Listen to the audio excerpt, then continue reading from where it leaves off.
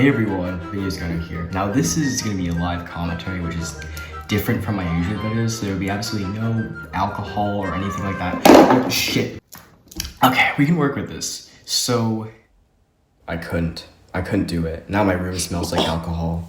It looks like I have to go back to this godforsaken platform. Let's just get on with it anyways.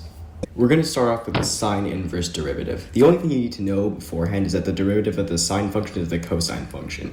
Now that we have that out of the way, we'll start with this statement, which is true because these are inverses. Actually, all of our solutions today will start with sentences that look like this. Now, we want the derivative here, so take it on both sides and use the chain rule to simplify everything. If we isolate the derivative, we're left with this rather confusing expression on the other side. There's an algebraic solution for this, but it's boring, so I'll relegate it to the description. The geometric solution involves some right triangle and the Pythagorean theorem. We'll start by expressing x in terms of our triangle's side lengths, which we can do by reusing our initial statement. Next, we'll express our derivative in terms of the triangle, and the goal here is to then convert it into the expression in x. The right triangle can be constructed based on the fact that the inverse trig functions take a number and then spit out an angle which satisfies this equation. But what these values are exactly does not matter much.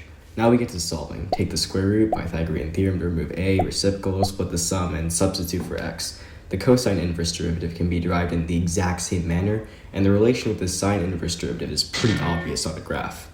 Next is the tangent. The derivative of this one is secant squared, and the isolation step is done the same way as before.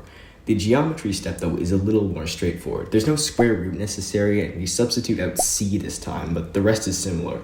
Even more similar is the cotangent inverse derivative, which is also the tangent derivative's negative as seen on this graph. The cosecant's inverivative is probably the most complicated of all of them. The cosecant's derivative is easiest expressed as a product, and although some of it cancels to x, it ends up harboring an absolute value of all things because of factoring shenanigans. No guesses as to what I'm going to bring up with regards to the secant derivative. That's all 6 done, and... what? Oh, go fuck yourself.